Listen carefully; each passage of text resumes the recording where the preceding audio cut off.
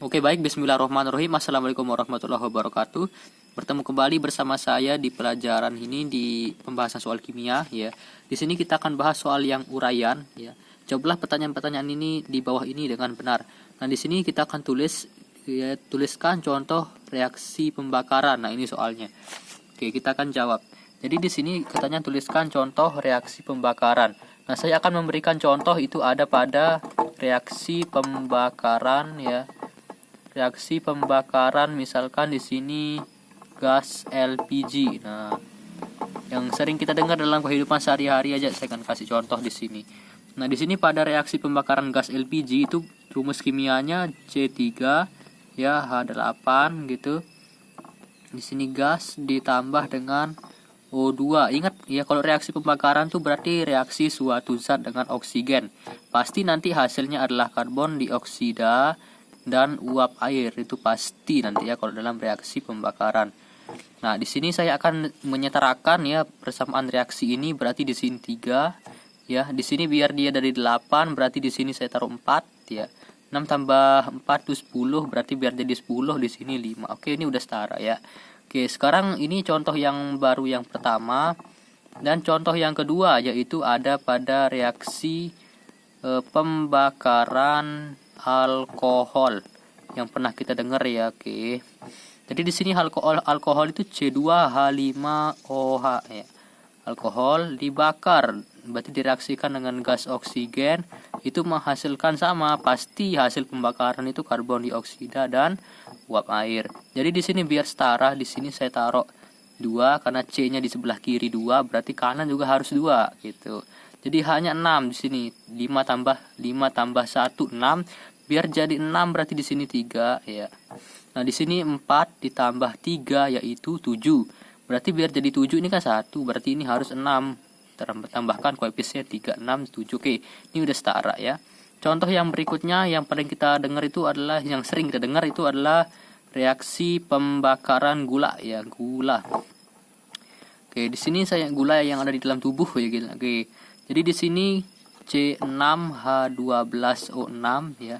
Itu kalau pada reaksi pembakaran gula bereaksi dengan oksigen, yaitu nanti pasti juga sama dia CO2 plus H2O. Oke, di sini kita akan setarakan. Di sini kan 6 C-nya, berarti di sini harus 6 juga dong. Iya, 6. Oke, di sini 12, berarti di sini harus 12 juga. Iya. Oksigen terakhir ya kita setarakan. Oke, di sini 12 tambah 6 18, berarti di sini biar jadi 18 ini kan 6, berarti kurang 12 ya, berarti di sini 6 juga. Oke. Ini udah setara. Oke ya. Itulah jawaban soal nomor 1. Kita beralih ke nomor 2. Tuliskan rumus kimia dari senyawa kalsium oksalat, tembaga 2 sulfat dan belerang heksafluorida. Wah, 3 soalnya ini ya. 3 jenis senyawa. Nah, jadi yang pertama itu adalah kalsium, tadi kalsium oksalat. Nah, kita tahu ya rumus kimia dari kalsium itu adalah Ca ya tambah dengan muatannya itu 2+ ya. Ditambah dengan oksalat itu C2O4 2- ya, itu oksalat. Nah, dengan begini kita bisa menemukan rumus kimia dari kalsium oksalat. Di sini jumlahnya sudah 0 ya. Plus 2 sama min 2 udah 0. Berarti tinggal CaC2O4. Nah, ini sudah jadi ya kalsium oksalatnya. Oke. Nah, di sini terus yang kedua itu kita tembaga ya, yang tembaga 2 sulfat ya katanya. Tembaga 2 sulfat yang kedua. Tembaga itu kan Cu ya. Cu2+ ya. Karena kan 2 berarti 2+ dong. Ya, kita reaksikan dia biar bisa ketemu ya. Jadi tembaga dengan sulfat itu kita reaksikan. Sulfat itu SO4 2- ya. Nah, kita reaksikan dulu. Karena ini jumlahnya sudah 0, berarti tinggal kita ambil rumus kimianya saja, CuSO4 ya. Nah, ingat senyawa itu netral ya, nggak ada muatan. Oke. Sekarang yang C itu adalah belerang heksafluorida katanya. Belerang ya heksafluorida. Fluorida. Nah, belerang itu kan S ya. Fluorida itu F.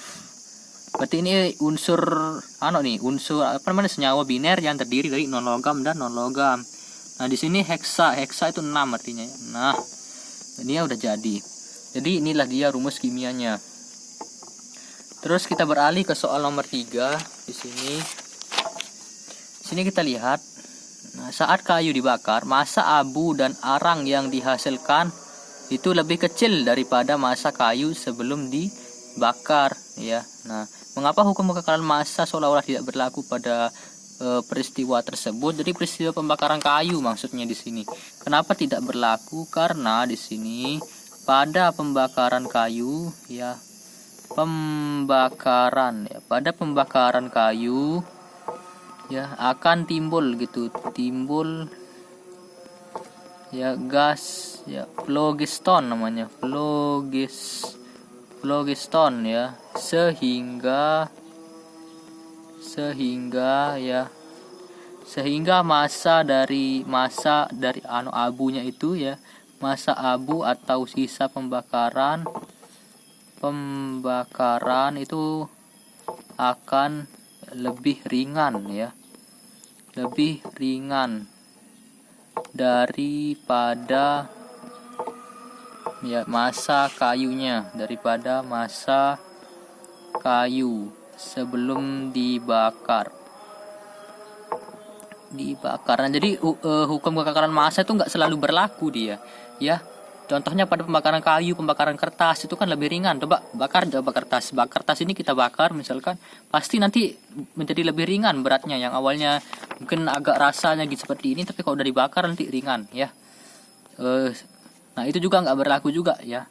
Kalau dia menghasilkan gas phlogiston itu hukum kekekalan massa itu nggak berlaku. Oke, sekarang berikutnya yang soal nomor 4. Nah, unsur P dan Q dapat membentuk 3 macam senyawa, ya. Untuk setiap gram senyawa 1 terdapat 1/3 gram unsur Q. Senyawa 2 terdapat 1/2 gram unsur P, ya. Dan senyawa 3 terdapat 1/4 gram unsur P, ya. Apakah hukum Dalton berlaku dalam pembentukan ketiga senyawa tersebut? Jelaskan dengan perhitungan. Oke, jadi di sini dia itu ada senyawanya, ya.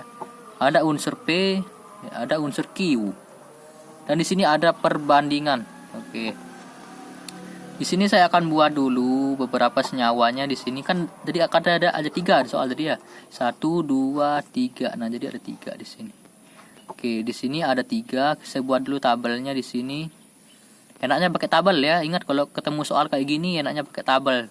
Selesainya itu. Nah, maaf ya, ini anggap aja ini tabelnya sudah lurus ini. Oke. Di sini senyawa pertama, senyawa kedua, senyawa ketiga. Nah, di sini ada unsur P, ada unsur Q. Dan di sini perbandingan P banding Q, ya. Oke, di sini pada senyawa pertama, ya. Nah, di sini untuk setiap gram senyawa pertama terdapat 1/3 gram unsur Q katanya. Berarti unsur Q-nya berarti di sini 1/3 gram unsur Q. Yes, dan di sini untuk senyawa 2 setengah gram unsur P. Senyawa 2 setengah gram unsur P di sini setengah gram. Dan untuk senyawa yang ketiga terdapat 1/4 gram unsur unsur P. Oke. Berarti di sini tinggal kita selisihkan dengan 1. Ya, berarti 1 dikurang 1/3 itu 2/3, ya. 1 dikurang setengah, 1 dikurang 1/4, 3/4. Oke. Jadi sekarang tinggal kita kita bandingkan perbandingannya. Jadi kalau dia sama penyebutnya, ini kan 3/3, ya sudah tinggal kita coret penyebutnya, tinggal 2/1. Lihat pembilangnya, ya. Ini pembilangnya 1/1, ya sudah. Berarti 1/1. Nah, di sini pembilangnya 1 sama 3, ya sudah 1/3. Nah, jadi begitu. Nah, di sini ingat apa bunyi hukum Dalton? Jadi bunyi hukum Dalton itu, ya, apabila dua buah unsur membentuk lebih dari satu jenis senyawa, ya, contohnya ada senyawa 1 2 3, ini kan lebih dari satu jenis nih. Dengan perbandingan salah satu unsurnya itu sama, berarti harus ada yang kita samakan. Otomatis perbandingan unsur yang berbeda itu pasti nanti akan membentuk bilangan bulat dan sederhana. Itu bunyi dari hukum Dalton. Berarti ini kita harus samakan dulu nih. Nah, ini kan terserah ya, mau menyamakan yang P atau Q kayak terserah. Sebenarnya di sini saya dalam contoh ini saya akan menyamakan yang Q, ya. Boleh kalau teman-teman mau menyamakan yang P boleh, berarti nanti Q jadi pertimbangannya. Kalau saya yang Q aja ya. Jadi di sini biar dia jadi sepertiga, kita kali sama-sama 3. 6/3 ya kan, ini kali 3 kali 3. Ini kali 3 kali 3, 3 banding 3. Nah, ini 1/3. Nah, ini udah sama, Q-nya udah sama. Tinggal yang berbeda itu kan 6/3/1. Berarti di sini perbandingan ya. Perbandingan unsur ya, perbandingan unsur P dalam senyawanya ya itu adalah ini, yang berbedanya kan 6/3/1 ya. Berarti 6/3/1. Nah, ini sudah membentuk bilangan bulat dan sederhana, berarti ini memenuhi hukum Dalton ya. Memenuhi ya hukum Dalton. Oke, itu saja dari saya. Wassalamualaikum warahmatullahi wabarakatuh.